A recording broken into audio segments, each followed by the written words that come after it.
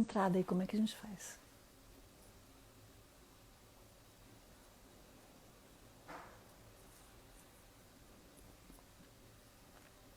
Começou. Boa tarde, eu sou a professora Virgínia. Estamos entrando numa live agora, nessa terça-feira, 14h30, e vamos tratar de fake news e esgotamento mental. Essa live faz parte do programa da Universidade Federal do Paraná, o projeto, o programa Convida, desculpa, que tem o projeto Você Importa como uma das estratégias de trabalho, de ação, que visa o acolhimento das pessoas da nossa comunidade universitária e também da comunidade em geral. Sejam bem-vindos, Alice, Aline, Renata, Joanelise, Josias, enfim. Eu sou Instagram, sou novata, mas eu tenho que adicionar o professor aqui, que é o professor Gabriel De Luca, que vai conversar com a gente. Aí, Gabriel, tudo bem? Tudo bem, professora? Deu Tudo certo aqui bem. Tá a dando conexão. certo, né? Tá dando certo, vamos lá. Então, a gente vai discutir vários aspectos aí com o trabalho que a gente tem feito, né? Discutindo vários aspectos relacionados ao cuidar, ao acolhimento emocional, a esse suporte necessário para a gente atravessar esse momento de pandemia, né, professor? É isso mesmo. Então, e aí, as fake news e o esgotamento mental, como é que está o nosso quadro aí? O que você tem para contar para a gente? Então, gente, primeiro eu queria agradecer ao convite do FPR Convida e parabenizar vocês, professora Liz, diversas professoras, inclusive do departamento do qual eu faço parte, né? Eu sou o professor Gabriel Gomes de Duca, do Departamento de Psicologia da UFPR, e a professora Liz, professora Joanelise, professora Maria Virgínia, são algumas das pessoas que estão por trás desse projeto UFPR Convida, que está maravilhoso, né? Com muitas lives muito importantes, algumas das quais eu conferi, já passei para vários amigos, daí por diante. Tá? Então, agradeço o convite, a confiança, professora. Agradeço também a Amanda, que me auxiliou nos preparativos tecnológicos para que tudo desse certo aqui. Então, eu vou conversar um pouquinho sobre fake news com vocês, e um aspecto e a dimensão psicológica da fake news. Né? Bom, eu acho que dá para destacar que eu sou coordenador também de um projeto chamado Avalie, Não Seja Fake. Ele é constituído por uma página no Facebook, por um projeto no Instagram, um perfil aqui no Instagram, né, que é de onde eu estou falando agora, que a gente apresenta diversos conteúdos para capacitar pessoas a avaliar informações de quaisquer naturezas, inclusive fake news. Tá? Então, se vocês, quem tiver professor e quem tiver perguntas, pode ficar bem à vontade para participar, que vai ser uma satisfação ajudar vocês a lidar com fake news. Então, vamos lá. Tem duas dimensões, fundamentalmente, né, há duas dimensões psicológicas quando se trata de fake news. Uma delas é o impacto que ela produz em nós. Né?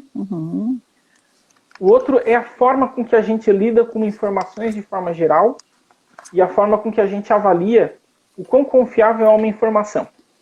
Então, Gabriel, Uhum. vamos pensar assim, pode ser que tenha gente que não conheça muito bem, mas o que quer dizer fake news? Ótima pergunta, né? Fake news é um daqueles processos que a gente já está bem, né, já Tá estão na inseridos moda na agora, nossa... né? Tá na moda, né? Tá na Tá na moda. moda. Tá no noticiário, tá em projeto Boatos... de lei, enfim. Sim, sim.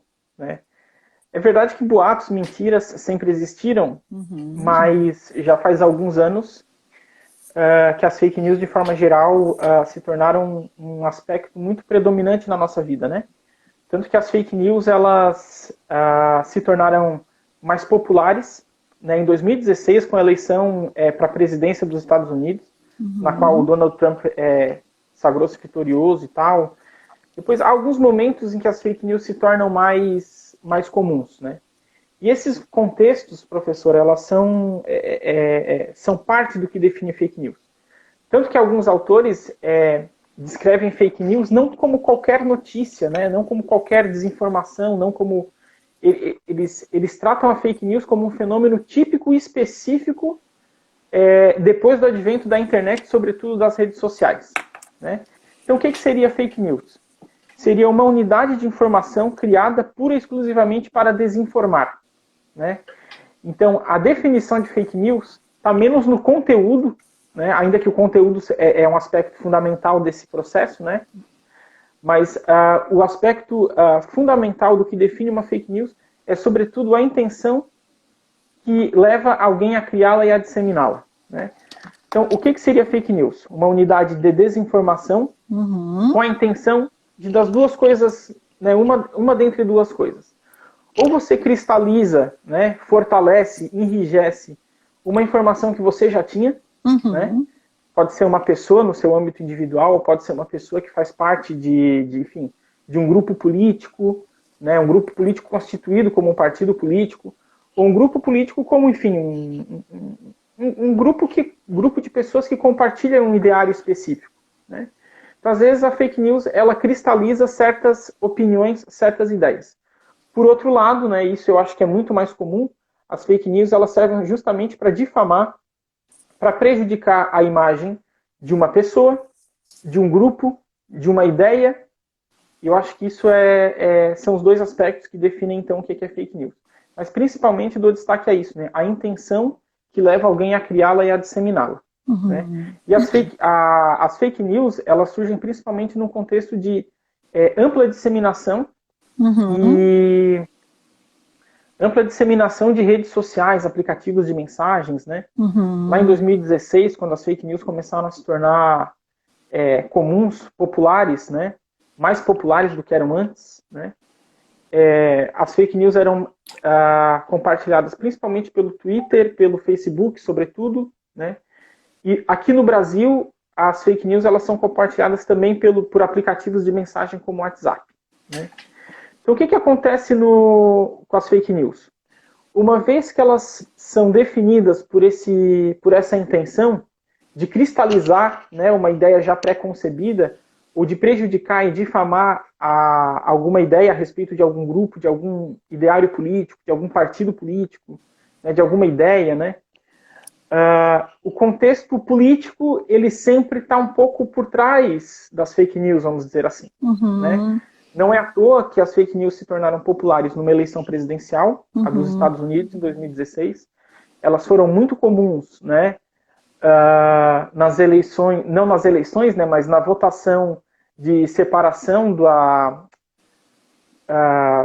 do Reino Unido da União Europeia, né, o Brexit, em 2016, 2017. Na eleição presidencial em 2018 aqui do Brasil. Então, o contexto político ele sempre está um pouquinho por trás das fake news. Pode ser até a política do dia a dia mesmo, né? Não, Gabriel? Aquela intenção que eu posso ter e, de repente, aquele boato pode me favorecer comercialmente. Também entra isso, Gabriel? O que você tem a dizer? Entra, né? Tem uma intencionalidade na nossa fofoca também, né? Nosso boato. Sempre tem. Na nossa sempre notícia tem. falsa do dia a dia, né? Sim, sempre tem. E nesse contexto de aplicativo, né, com o uso de aplicativos sociais, infelizmente, né, isso é uma pena que seja assim, mas enfim, é a realidade que a gente vive, né? Um boato, uma mentira, tem uma eficiência, uma eficácia muito maior, né, do que em tempos anteriores ao uso de aplicativos. Então, enfim, como eu estava dizendo, né, boatos e mentiras, desinformação de forma geral sempre existiu. É que com o advento das redes sociais, né, primeiro da internet, e segundo com a ampla disseminação do uso de aplicativos de mensagens em redes sociais, enfim, produção e disseminação de fake news se tornou muito mais comum, se tornou muito mais fácil e se tornou até como estratégia política. Então é algo muito comum, né? Já fazia parte da nossa vida, mas agora está fazendo uma parte, enfim, ainda mais presente, né? E qual que é o problema do contexto que a gente vive de pandemia, né? A gente tem dois aspectos, eu acho que nesse contexto, que são, vamos dizer assim, propulsores de desinformação de forma geral. Primeiro, que a gente está vivendo num contexto que a gente não tem respostas para as nossas perguntas. Né? A bem da verdade, a vida sempre é assim. Né? A gente não consegue muito prever o dia do amanhã. É um mistério, mas antes da pandemia é sempre um mistério. Né? Então a gente sempre tem uma previsão, um controle sobre a nossa vida que não deixa de ser um pouco ilusório. Né? Mas é verdade, em alguns tempos atrás, alguns meses atrás, algumas semanas atrás, existia uma certa previsibilidade que a gente tinha a respeito do que ia acontecer com a nossa vida. Pelo menos assim, a gente achava que a gente ia para a universidade, que a gente ia ter férias em julho. Exatamente. Enfim, que a gente poderia combinar algumas coisas ao longo do ano, ia frequentar a academia. Exato. Claro. É claro que quando a gente faz esses planos, muita coisa, né? Eu posso estar, amanhã eu vou para a faculdade, estou indo para a faculdade, posso sofrer um acidente, né? Pode acontecer muita coisa que nos tira o controle, né? Então, a sensação de controle é um aspecto importante dessa pandemia. Sim, né? sim. Ela revelou uma pandemia como essa que a gente está vivendo, ela revela, né, deixa muito explícito, deixa muito evidente que o controle que a gente tem da nossa vida é relativamente ilusório. Né? Então, mas tudo bem, né? Quer dizer, então se nós não estivéssemos vivendo uma pandemia, todos nós saberíamos que no mês que vem, julho, nós estaríamos de férias, pelo menos nós, né? Do mundo acadêmico, do mundo universitário, mas agora a gente não sabe, né? A gente sabe que não virá férias, mas a gente não sabe quando as férias virão. A gente não sabe quando a pandemia vai acabar. Quando a gente pode ver nossos pais sem tanto medo, receio, né? Exatamente, né? Então olha só que coisa importante isso que você fala. Eu vou visitar não vou visitar, né? Mas, vou olhar de longe. Vou entregar uma coisa que meu pai pediu para mim e tal. Né? E eu não sei qual que é o próximo abraço que eu vou dar no meu pai, na minha mãe. Olha que coisa mais difícil de lidar, né? Fora outras coisas, né? Quando que a pandemia vai acabar? Quando que as aulas vão voltar? Haverá vacina? Vai ter vacina? Se a vacina for produzida, né? Já há indícios de que ela está em algumas fases já até avançadas, tal, de desenvolvimento, né? Mas quando que ela vai ficar pronta? E se ficar pronta, será que eu vou usar? Será que vai ter para os brasileiros, para todos os brasileiros? Então a gente está vivendo nesse contexto de pandemia. Esse é um aspecto importante da dimensão psicológica da pandemia. Né? A gente está vivendo num contexto em que a gente não tem respostas para as nossas perguntas. Esse é um ponto.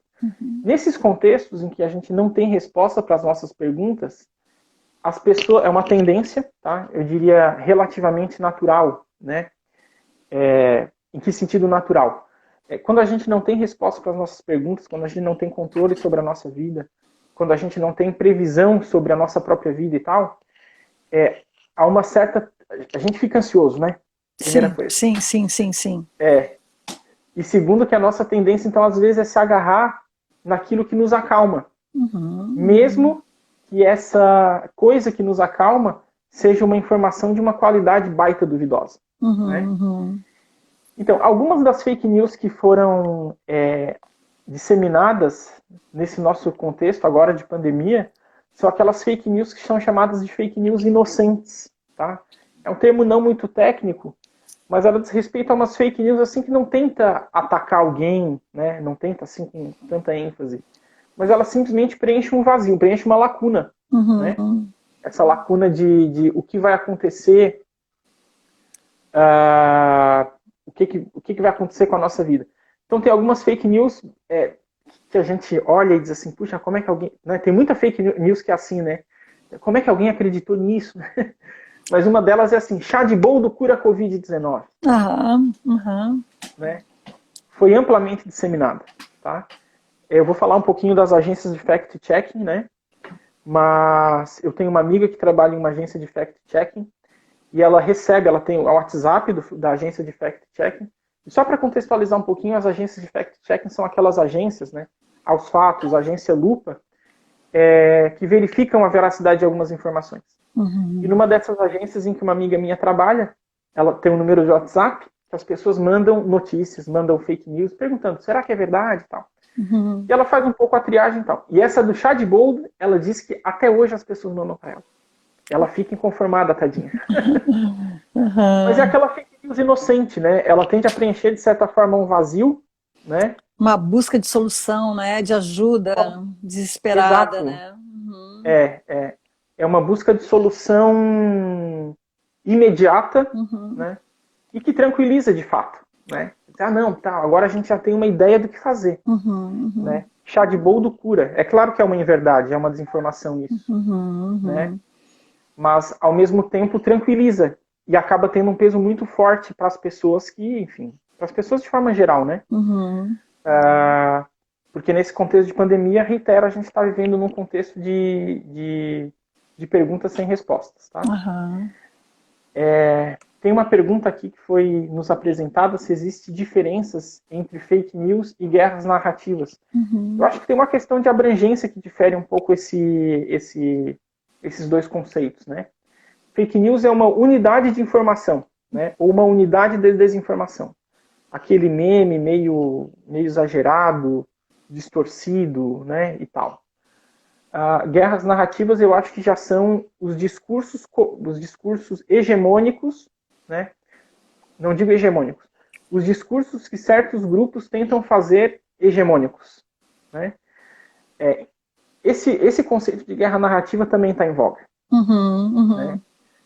Ele se torna em voga também num outro contexto que está acontecendo na pandemia, e aí eu falo mais de um contexto brasileiro do que em outras partes do mundo, que aqui, mais do que em qualquer outra parte do mundo, até salvo engano, né, a pandemia ela adquiriu um caráter político partidário, né? Exatamente.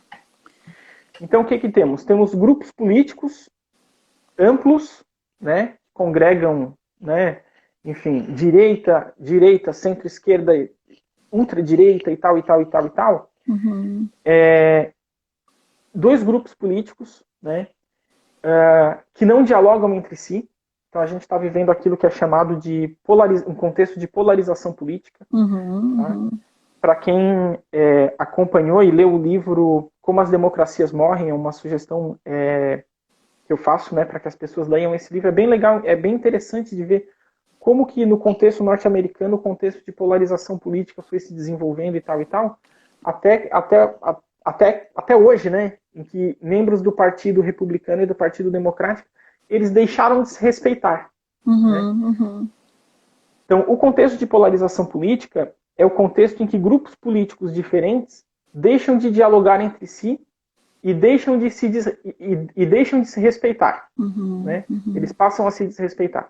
Nesse contexto de desrespeito entre grupos políticos, o que acontece é a tentativa de tornar hegemônica a sua própria narrativa, Uhum. né? Uhum.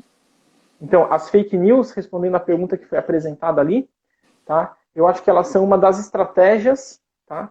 Muito eficazes, é uma pena que seja assim, mas enfim, é a nossa realidade, né? Muito eficazes para que certas narrativas se tornem hegemônicas. Então aqui a gente tem, enfim, uma polarização política, né, aqui no Brasil especificamente, ainda mais num contexto em que, reitero, as perguntas, muitas das perguntas que a gente faz não tem respostas. Uhum. Então, a nossa tendência é se agarrar a qualquer informação, por mais duvidosa, né, que a confiabilidade dessa informação seja. Uhum. E a gente pensar assim, a questão da fake news, da comunicação de forma geral, o objetivo é informar, né? É documentar, informar. E quando você está no momento de polarização, quanto mais você, de uma certa forma, mexer com a emoção do seu consumidor, da sua notícia, melhor é, né? De uma certa forma, você está encaminhando objetivos, você está encaminhando uma determinada estratégia para mobilizar. E com isso, Claro. muitas vezes, a gente vai perdendo o senso crítico, né? Vai deixando de lado o cuidado que a gente tem que ter com esse. Eu, assim, não sei, vou ser mais radical, mas com esse lixo todo, né? Porque passa a ser um lixo que vai ocupando o espaço entre duas orelhas, né, da gente. É muito É, complicado, né, Gabriel?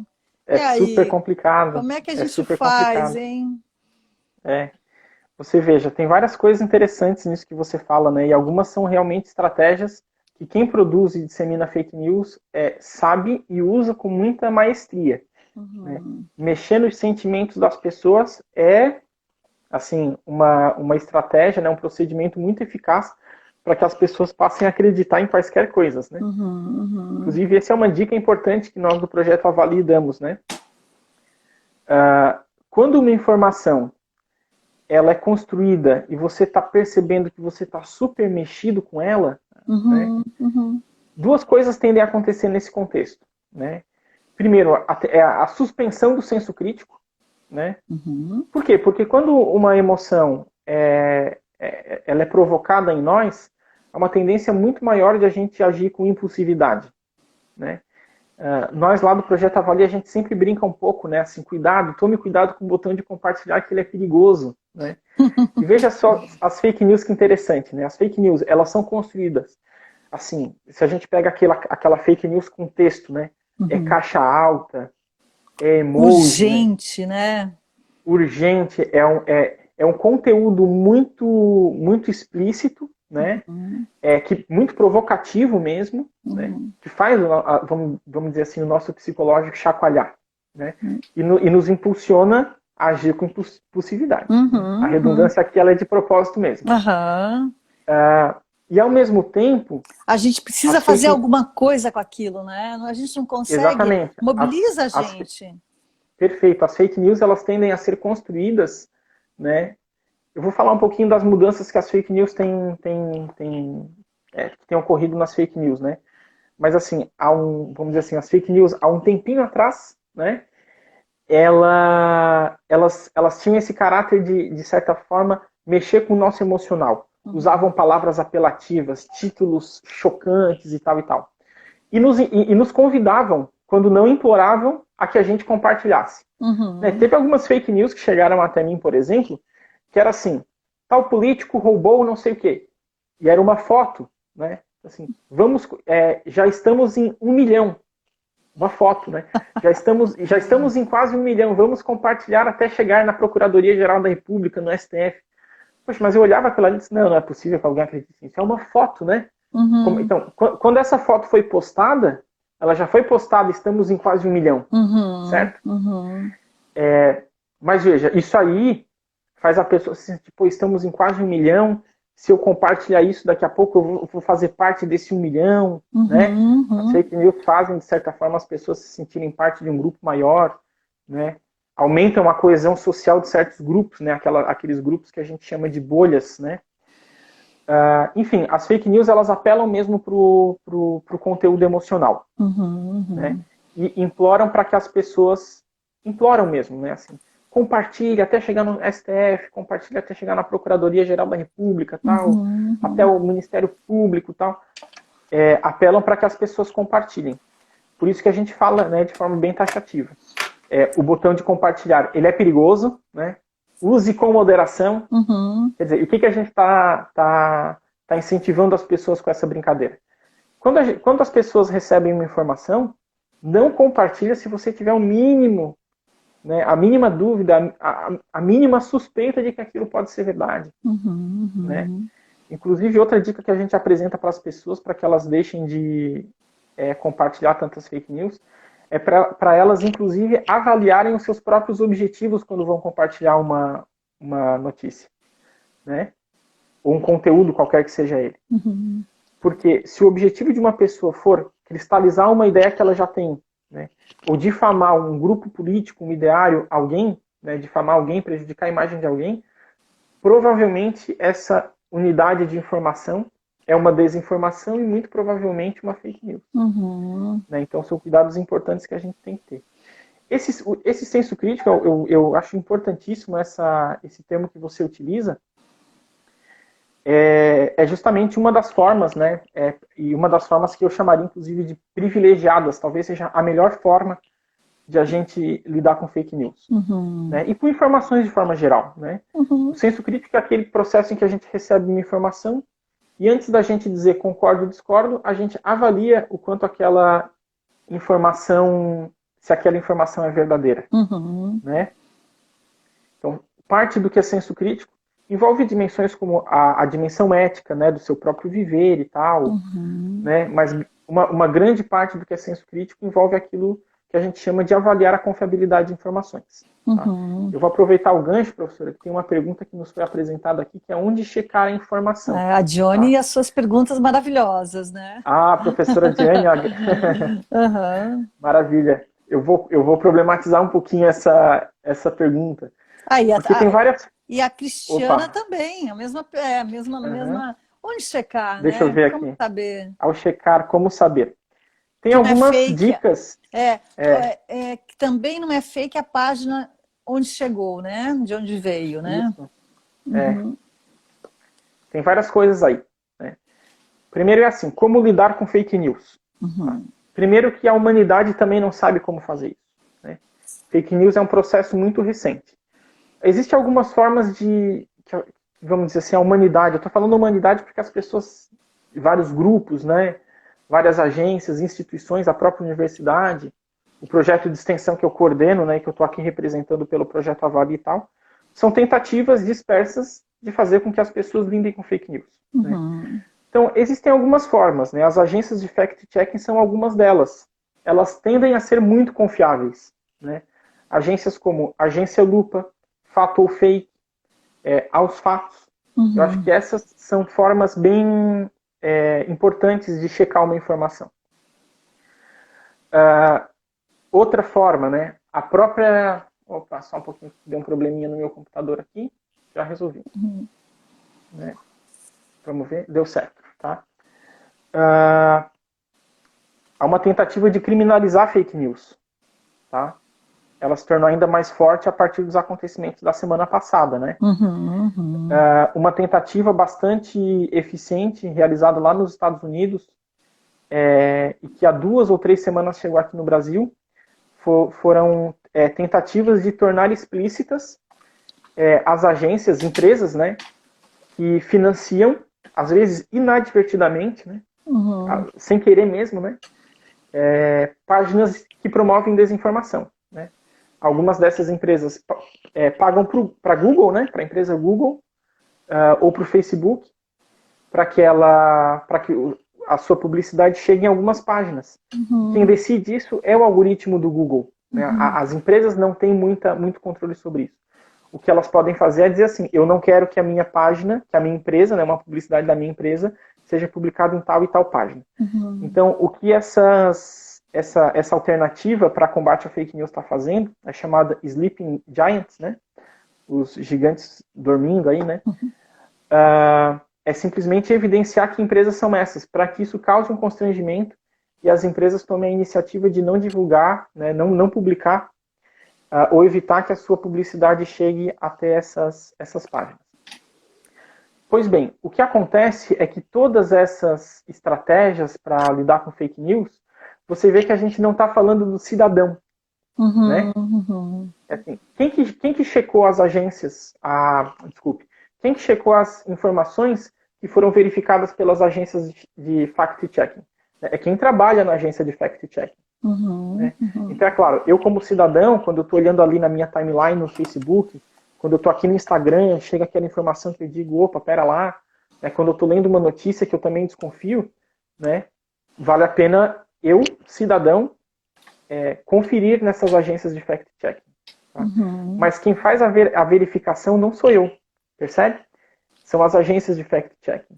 Quem vai criminalizar as fake news? Será o cidadão? Não, vai ser um setor judiciário.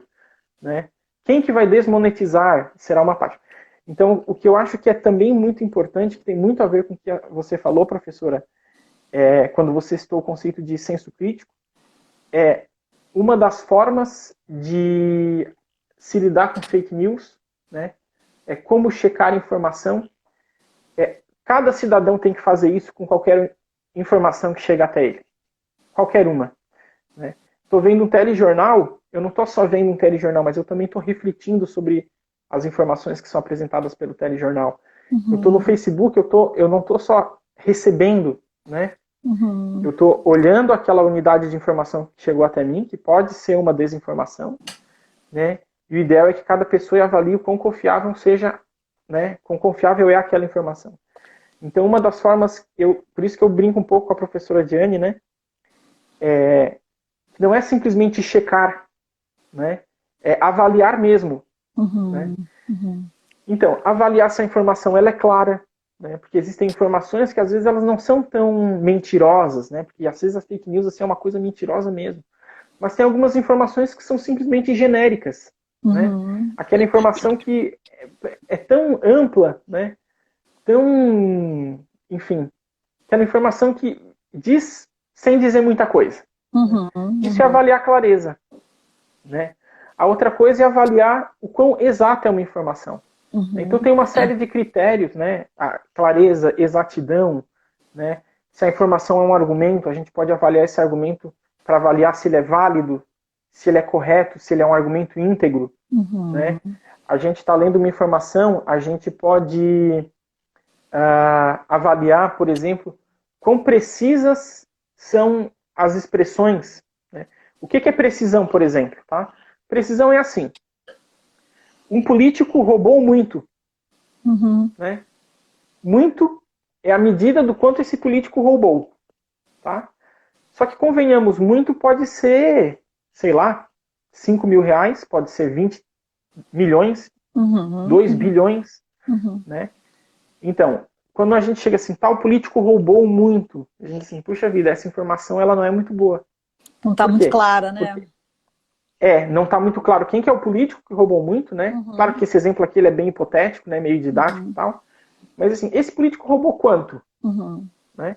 Então é muito diferente uma notícia como esse político roubou muito ou esse político roubou 1 milhão, Uhum. certo? Então, essa avaliação já é uma avaliação bem específica que a gente chama que é a avaliação da precisão da informação. Uhum. Né? Então, acho que uma das formas privilegiadas de as pessoas checarem, né, as notícias é avaliar continuamente as informações que chegam até elas. Uhum. Há uma grande dificuldade aí, e eu tendo a entender que são dificuldades de duas ordens. Primeiro é uma dificuldade, inclusive, educacional. Né? O nosso ensino formal é uma pena, né? Mas é também parte da nossa realidade. Fazer o quê? Vamos tentar mudar essa realidade, né? Uhum. Ele não tende a formar as pessoas para que elas avaliem as informações. Você sabe que eu fiquei, Né? você estava falando, eu estava me lembrando de um Uhum. analista que uma vez falou, quando a criança está na frente da televisão, agora do celular e tal, aquilo está conversando com ela, está fazendo um Sim. diálogo, está mantendo um diálogo com ela. Né? Então, e é um diálogo que muitas vezes não tem um outro, não tem uma mediação para que ela possa distinguir os dados de realidade, o que é mal ou bom, enfim, não tem um critério, né, Uhum. de, de apreensão daquilo que chega a ela, né? Ela só Perfeito. absorve, absorve, Só absorve. absorve. E eu acho que, assim, nesse momento de pandemia e pensando no esgotamento mental, a gente viveu um momento parecido, porque eram muitas notícias chegando, Gabriel. Sim. Meu Deus! E aquela necessidade de Era muita coisa. checar para ver se, assim, muitas vezes, assim, eu vou ver as notícias só para ver, será que essa realidade continua a mesma? Será que alguma coisa não mudou, né? Então, é, é uma intensidade muito grande, né? A informação, às vezes, nos ocupa de Sim. maneira muito intensa, né? Tem muita coisa aí, né? Primeiro, a gente está vivendo um contexto surreal mesmo. Né? Uhum. Um contexto surreal, nunca vivemos isso, né? Confinamento, puxa vida, dezenas de milhares de mortes. É surreal, né? Uhum. E isso nos causa perplexidade, né? Será que é isso mesmo? Será que é tudo isso mesmo? Até a coisa vai aos poucos, né? Lá em fevereiro teve aqui no Brasil o primeiro contágio, acho que o nosso primeiro contágio foi em fevereiro, né? Se não me engano foi 26 de fevereiro. Em março, os primeiros contágios comunitários, a primeira morte. Então tudo isso vai aos pouquinhos, aos pouquinhos, aos pouquinhos, até a coisa se tornar muito concreta para a nossa vida, né? Uhum. Uhum. Então, isso é tão surreal e por mais rápido que agora tenha sido, né? Quer dizer, faz 3 meses que a gente está nessa, mas é tão diferente de tudo que a gente viveu que causa uma perplexidade. A gente se pergunta, será que é isso mesmo? Né? Uhum. Várias pessoas com quem eu convivi, enfim, elas, em alguns momentos, elas titubearam, né? Elas disseram, cara, mas é tudo isso mesmo, Gabriel, olha só que loucura, tal. Porque é mesmo, né? Um momento muito surreal. Então, tudo isso já torna difícil avaliar a realidade, né? Pelo grau de perplexidade que isso nos produz. Os nossos critérios, né? Como é que ficam, né? Até dos Sim, adultos muito ficaram. difícil. Sim, muito difícil. E veja, o que acontece com o mundo mediado pela internet é que agora, de certa forma, a internet já era um pouco assim quando a gente... Tem dois aspectos que eu acho que a internet evidenciaram, assim, né? Primeiro, o contato que a gente tem com a realidade, ele é mediado pelo nosso discurso, né? Então, algumas décadas atrás, sei lá, talvez há 10 anos atrás, quando a televisão era a nossa principal fonte de informação, né? Grande parte da nossa relação com a realidade já era mediada pelo que vinha pela televisão, pelos jornais, ou pelas revistas, né, que eram os meios de informação mais comuns. Com a internet isso se exacerbou. Né? Então o nosso contato com a realidade ele é mediado por muitas pessoas, primeira coisa. Né? Então vamos lá, a gente pode perguntar assim, Covid, né, que é o nosso contexto, essa doença Covid-19. A gente conhece alguém que pegou, eu conheço, né? Já conheço pessoas que próximas a mim que faleceram dessa doença. Já, Gabriel? Eu É. não conheço. Eu tenho algumas conhecidas que trabalham no hospital, né? Então não eram parentes, não eram amigos meus, mas enfim, pessoas que eu conhecia. Técnicas de enfermagem. Técnicas de enfermagem. Né? Uma técnica de radiologia, então um amigo dela também pegou. Né? A mãe de um amigo né, tem dado uns falsos negativos, mas está com todos os sintomas, então... Né? Mas veja, existe a possibilidade de, mesmo né, nós brasileiros, né, a gente não pode ter dúvida de que nós somos o epicentro mundial da pandemia. Né? É muito comum que uma pessoa não conheça alguém que tenha pego, né? Ou que não conheça alguém que tenha vindo a falecer dessa doença. Né? Então, o tipo de informação que chega é mediado pela rede social, pelo jornal. Né? Mas né, a pessoa que está lendo diz assim, mas eu não conheço ninguém. Sim. Então, será que é mesmo? Quer dizer, será que é real mesmo? Então, o contexto meio muito concreto, né? Mas um pouco surreal que a gente está vivendo, eu falo surreal porque ele é completamente diferente de tudo que a gente viveu, causa certa perplexidade que às vezes faz as pessoas titubearem, né? Será que é tudo isso mesmo? E aí causa, de certa forma, um descrédito em relação à informação lida. Esse é um aspecto, né? O aspecto que eu estou destacando é que a gente vive num contexto em que as informações que chegam até a gente são mediadas por muitas pessoas. Né? O outro aspecto é aquilo que você também citou, que é o excesso de informação. Né? Acabei de fazer referência a, sei lá, 10 anos atrás, nós tínhamos algumas poucas emissoras de televisão, né? Uma ou outra que eram as emissoras que as pessoas assistiam, né? Alguns jornais, né? Tinham vários, né? Mas em geral as pessoas usavam, né? Para se informar, elas usavam poucas meios, né? De se informar e tal. Hoje em dia, com a internet, isso não acontece. Né? Hoje a gente tem o telejornal, tem a rádio, né? Tem a rádio que passa pelo Facebook, inclusive. Tem os telejornais, né? Enfim, revistas, jornais. Tem o Facebook, tem o Twitter, tem o WhatsApp. Né? Então, os meios em que as informações chegam até a gente, eles são mais invasivos, né? Porque agora a gente está com o celular no bolso, então vai chegando, né? Vai apitando. Vai apitando. Conversei com vários amigos meus e eles disseram assim, olha, uma das medidas para eu ter um pouco de saúde mental aqui no momento de pandemia foi sair de um monte de grupo do WhatsApp que eu estava. Né? Diminuir um pouco, né? Eu estou falando agora bem de senso comum, que eu estou falando um pouco da minha experiência pessoal. Mas lá em março, né? né, na segunda quinzena de março, que foi quando começou o confinamento, algumas cidades, né, como Florianópolis, né, o estado de Santa Catarina, enfim, implementaram medidas bem restritivas de circulação e tal, a quantidade de informações que chegavam até a gente, memes, né, aquelas sátiras, era muita coisa que chegava até a gente, era muita coisa. Eu me lembro, assim, naquela segunda quinzena de março, eu estava, em bom português, eu estava pilhadão, eu estava sempre assim meio irritado, né?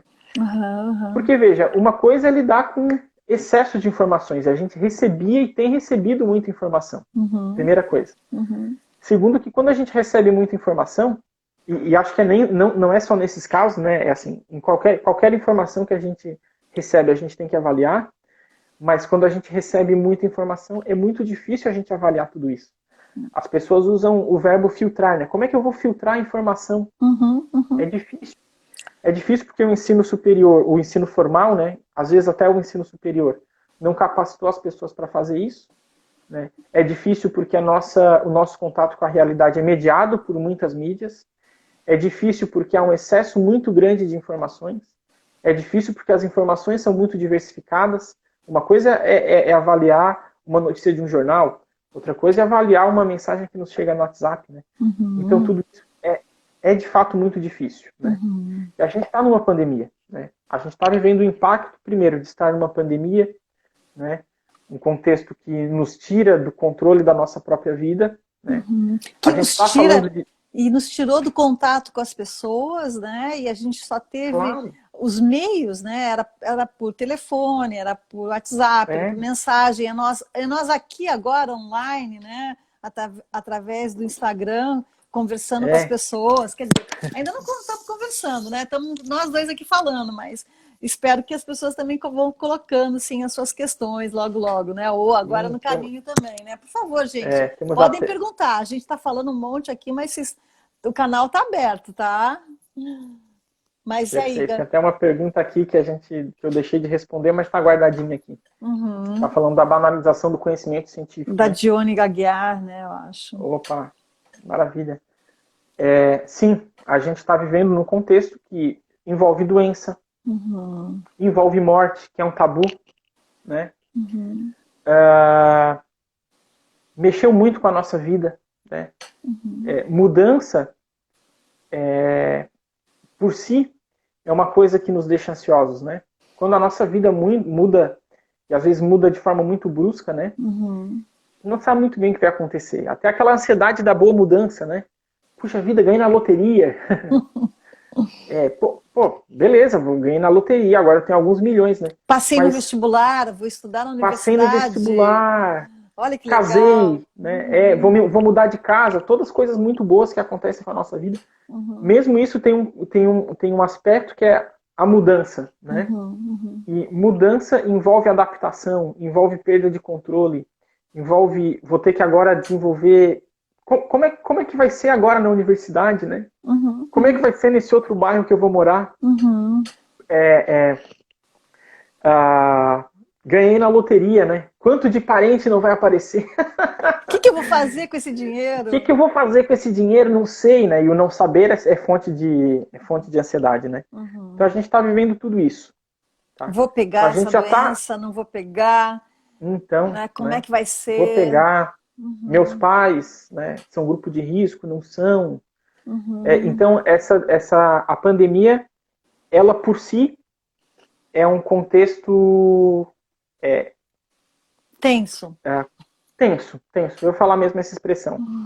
E outra parte da tensão é que ela mexeu tanto com a nossa vida cotidiana que ela nos privou de várias coisas, né? Eu acho que foi isso um pouco que a professora Janelise, acho que a professora Maria Virgínia também discutiram um pouco isso quando trataram de luto, né? O que é o luto? O luto é quando a gente desconstrói uma relação, né? E muitas das nossas relações foram desconstruídas. Ou porque a gente deixou de se relacionar com algumas pessoas, ou porque agora a nossa relação com algumas pessoas se dá só dessa forma, né? Eu estou numa cidade agora, né, enfim, os meus sobrinhos estão aqui, minha afilhada, sabe? Tô com uma saudade deles, já tava, né? Uhum. E agora eu tô num dilema, porque eu não sei se eu vou lá dar um abraço nela, né? Olha que coisa, tô até meio emocionado aqui. Gabriel. É dose? Porque eu não Aham. sei, porque primeiro tem a coisa da disseminação, né? Uhum, E uhum. segundo, eu não sei se ela vai entender caso eu não a abrace. Sim, Olha sim. só, Eu tenho um que coisa relato de uma mais amiga aqui dolorosa. próxima também, de uma pessoa que está bem próxima aqui me ajudando, né? E ela falando aqui, Uhum, que a Cecília, um amor, está de assistente aqui comigo. E ela uhum. falando que quando, há umas semanas atrás, a avó dela esteve aqui e a avó só deu tchau do carro assim, com máscara, super nervosa, super tensa, e estava chorando, né? E o quanto isso Claro, também tocou a Cecília, né? Tocou, é me deixou emocionada. dificílimo, Uhum. E claro. assim como aqui, alguém também está falando aqui, como é que a Uhum. gente como é que a gente vai manter a nossa saúde mental, né, diante disso tudo, né? E com essas também, com essas fake news também, né? Mas fala Perfeito. aí, Gabriel, desculpa, eu te interrompi Imagina, aí. Você não, tá estava num ótimo, tá relato. ótimo. Uhum, Eu só tô preocupadinho um pouquinho, porque a gente também recebeu a informação aqui que a gente daqui a pouco tem que encerrar e abrir um novo vídeo, né? aham, É, tem duas perguntas, né? Uma é que acredito que um dos problemas das fake news hoje são os efeitos para a banalização do conhecimento científico. Esse é verdade. Eu vou uhum, examinar um pouquinho esse e depois vou examinar aquela outra pergunta sobre como manter a nossa saúde mental, né? uhum, Sobre a banalização do conhecimento científico, o fato é que a polarização política respingou até nisso, uhum, né? Ah, por quê? Porque hoje está mais ou menos fácil a gente pensar assim, né? Existe um grupo político que está desconsiderando as descobertas científicas, né? Tem outro grupo que está dando mais importância para isso, né? E uma das formas da polarização política, como eu estava dizendo, né, e das fake news, é você mitigar a credibilidade de um determinado grupo, né? uhum, uhum, Você é professora também, né? Ano passado a gente foi muito assintoso, né? A perda de credibilidade que os professores receberam, né? Críticas, às vezes infundadas, tal e tal e tal. Tudo isso são formas né, aquilo que define fake news mesmo, né? De uhum, difamar a imagem de um grupo político, né? Pode ser o grupo político pessoas de esquerda, pode ser o grupo político mulheres, pessoas de direita, pode ser o grupo professores universitários, pode ser o grupo cientistas, né? Então eu acho que as fake news elas foram eficazes o suficiente para, inclusive, mitigar a credibilidade dos professores universitários, que é quem produz, né, a ciência aqui no Brasil de forma majoritária, inclusive os cientistas, né? Então eu acho que isso é um aspecto que pegou, né? Vamos dizer assim. Outro aspecto que enfim, tem se mostrado muito evidente aqui no Brasil é que a gente tem uma dispersão de informações, né? A gente tem, vamos dizer assim, políticos falando certas coisas, e não é novidade para ninguém que a gente está vivendo uma disputa política, né? uhum, Presidente, governadores, então o governador fala uma coisa, o presidente fala outra, o prefeito fala outra. Às vezes há uma incoerência entre o que o prefeito fala, o que o governador fala e o que o presidente fala, né? uhum, A gente está sem ministro da saúde, né? Um ministro interino, né? uhum, A gente tem os cientistas, né? É interessante, por exemplo, como a figura do Átila Yamarino, que tinha um blog, um site, enfim, né, uns canais de comunicação. Quando ele apresentou-se, né, quando participou de uma entrevista no Roda Viva, né, se não me engano, a entrevista do Átila Yamarino foi o assunto mais comentado no Twitter, né? Então, imagina, quer dizer, as pessoas estão, de certa forma, a pandemia do Covid, né, ou da Covid, ela exacerbou, né, ela mostrou pra gente o quanto é fundamental a gente dá importância para os cientistas e para os professores universitários, né? Porque, de certa forma, é de onde tem vindo informações mais confiáveis, né? Diga, professora. Não, tô te ouvindo, Gabriel, é isso aí. O quanto é importante também a questão da pesquisa, né? Que estava, enfim, sempre é alguma coisa que a gente pensa como algo que vai dar um retorno muito lá na frente, que está muito distanciado da nossa realidade. Para que pesquisa? Enfim, a pesquisa agora está gritando a sua urgência, né? Está gritando sua urgência. E veja, a gente tem falado de que nesse contexto as pessoas querem respostas imediatas, né? Mas a pesquisa ela envolve várias etapas, vários passos. Quando eu falo de fake news, eu sempre retomo a importância do ensino formal, né? Que a gente não tem muito, né? Enfim, o ensino formal brasileiro não capacita muito as pessoas para avaliar com informações, né? A própria estrutura do ensino fundamental e médio, né? O professor fala, o aluno reproduz o que o professor fala em prova, né? Não é muito levado a pensar por si próprio. Há uma tentativa para a mudança disso, né? O ensino superior muda bastante isso, mas eu acho que ainda não no nível necessário e tal. E eu acho que outra forma de informação que as pessoas não são capacitadas a avaliar, vamos dizer assim, não sabem consumir muito bem, ou tão quanto deveria, é o conhecimento científico, né? É o conhecimento derivado de pesquisa de boa qualidade. Então, é muito interessante como as pessoas têm raciocinado nesse contexto de pandemia, né? Por meio de processos de senso comum, em relação a aspectos que é o conhecimento científico que importa, né? Por exemplo, o que eu recebi recentemente no Facebook, que isso me chamou muito a atenção, de tão caricato que era, né?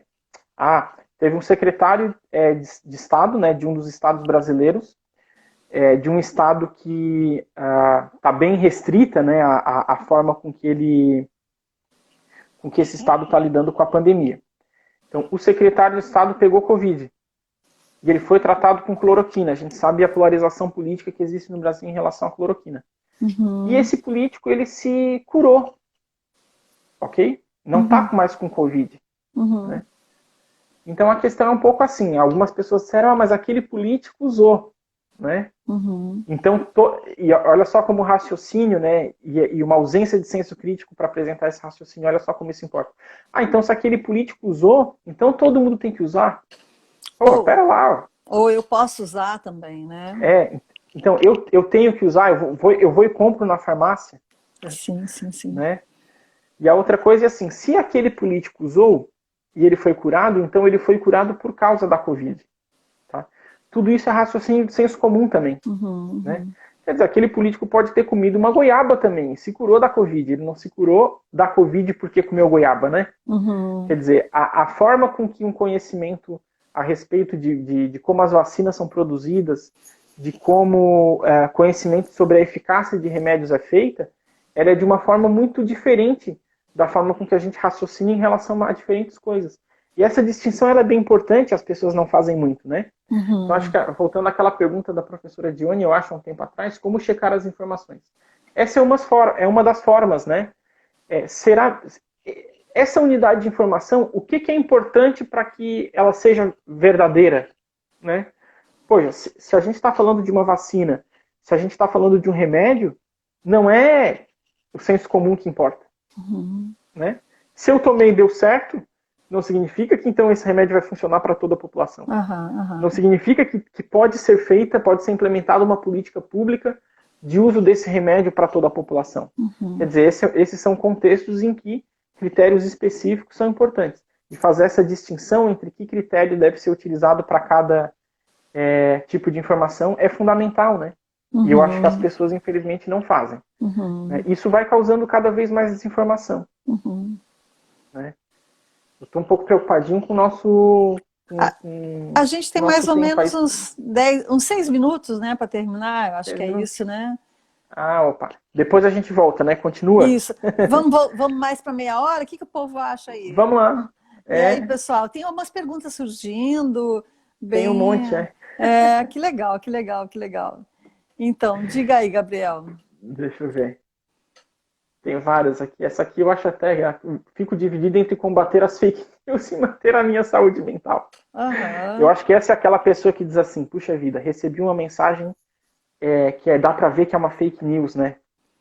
No grupo de WhatsApp da minha família, o que eu faço? Eu ignoro. Opa! Vamos encerrando, então, vamos contar esses passos na próxima, então? Daqui a pouquinho? Beleza. Então, legal, vamos lá, gente que agora já deu uma hora. Então. Ó, gente, é passos para como agir, hein? Vou falar com a minha família pelo WhatsApp, vou mandar aquele recado, ou vou ficar quieta? Que farei, hein? Gabriel, cenas do próximo capítulo daqui a pouquinho, hein? Beleza. A gente encerra e logo começa, né? Então, vamos encerrar agora e vamos começar já? Então, vamos lá. Eu acho que sim, que aí a gente fica mais tranquilo, né? Ó, podem encerrando, a Amanda está dizendo aqui, podem encerrando para iniciar a próxima. Acho que sim. Então tá, cenas do próximo capítulo da nossa fake news e esgotamento mental. Até daqui a pouquinho, gente. Até loguinho.